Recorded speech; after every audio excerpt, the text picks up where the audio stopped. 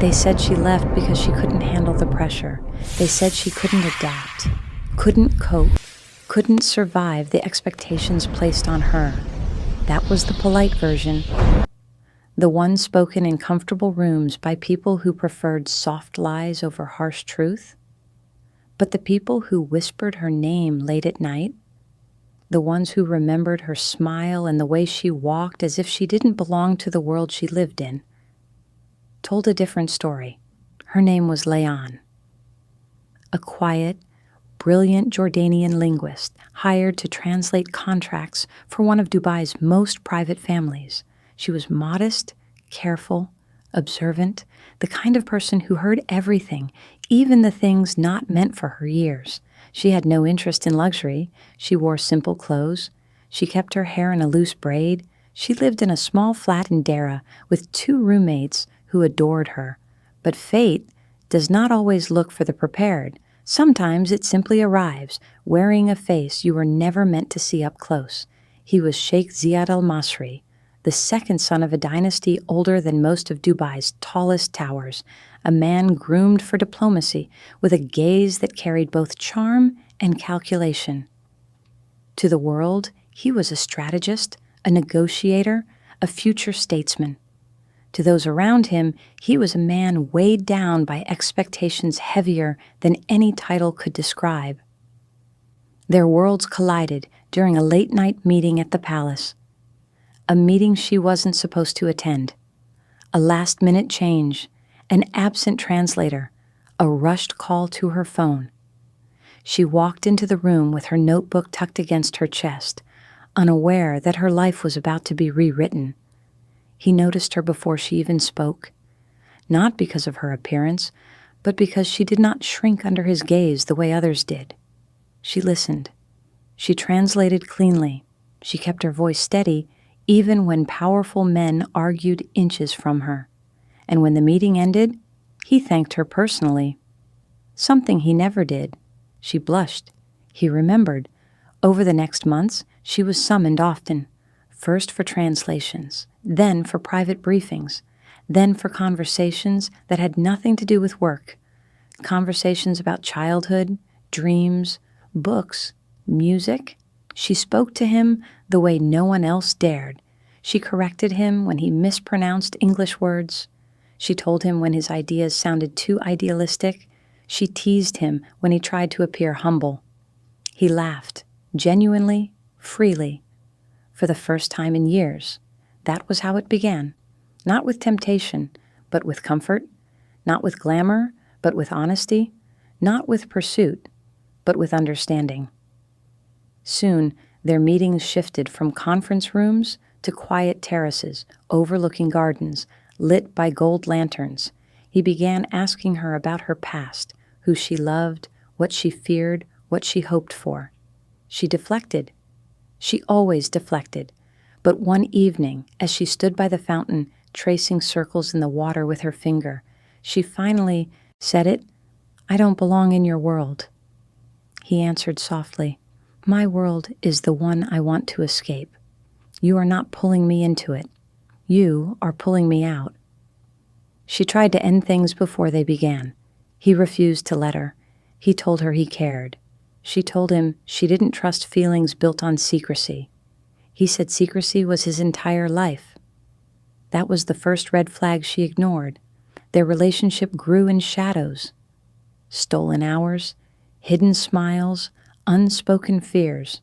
She became the only place where he could exist as himself. He became the place where she felt seen instead of useful. But Dubai is a city of watchers, and the palace is a place where walls have eyes and servants have memories.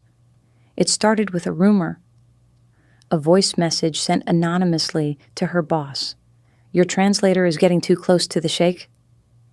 Then came the surveillance, the quiet tracking of her schedule, the way guards greeted her by name even when she had never met them, the subtle shift in tone when his mother spoke to her in passing.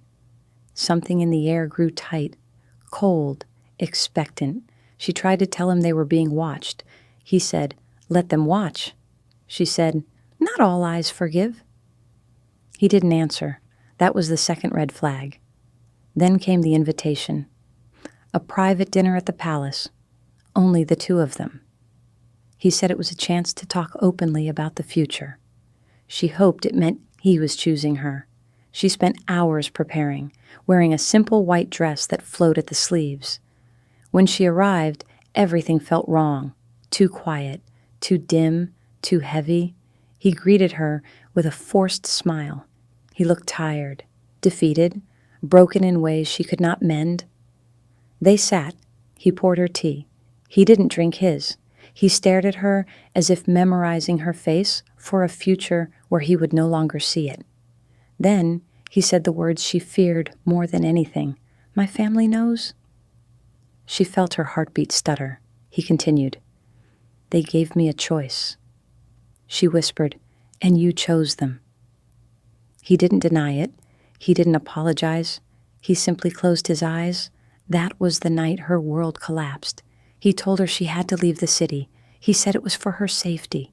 He promised he would find her when the time was right. He promised he would protect her. He promised more things in that 1 hour than he had in all the months they were together. She walked out of the palace without looking back. But promises are dangerous when spoken by men whose lives are built on silence. She never made it home. Layan vanished somewhere between the palace gates and the city lights. Her phone went off. Her signal disappeared. Her flat remained untouched. Days passed, weeks, months. The palace released a formal announcement. She has returned to her home country for personal reasons. Her roommates never saw her again. Her family in Jordan said she never arrived. Everything about her dissolved. Her job, her files, her access card, her existence, as if she had been lifted from the world, like a page torn from a book. The sheikh changed that year. He grew quieter, more reclusive. He refused public outings. He declined interviews. People said he was grieving. Others said he was ill. But those closest to him knew the truth. Some nights, he locked himself in his study for hours, staring at something no one else was allowed to see. A simple white dress, folded neatly, untouched by time. A servant swore she once heard him whisper her name while standing at the fountain where they first spoke. Another said he kept a letter hidden in his pocket, reading it over and over until the edges frayed. Years later, during a renovation of the palace's garden, construction workers found something buried beneath a layer of compacted sand. A notebook, water damaged, pages torn, ink smeared. Only one page was legible. It said, "If anything happens to me, tell the truth, even if no one believes it." The workers turned it in. It disappeared the next day. No record, no file, no trace. But whispers spread faster than official statements. Some said she fled. Some said she was hidden. Some said she was taken somewhere far from the city's eyes. Some said she lived under another name. Some said she never left the palace grounds at all. Even now, when the desert wind howls through the palace corridors, guards claim they hear a faint voice calling a name softly, sorrowfully, not asking to be found, not asking to be forgiven, just asking to be remembered. Because secrets do not die when hidden. They decay, they stain, they haunt the people who tried to bury them. Sheikh Ziad never married. He withdrew from public life. He stopped attending family gatherings. He stopped smiling for cameras.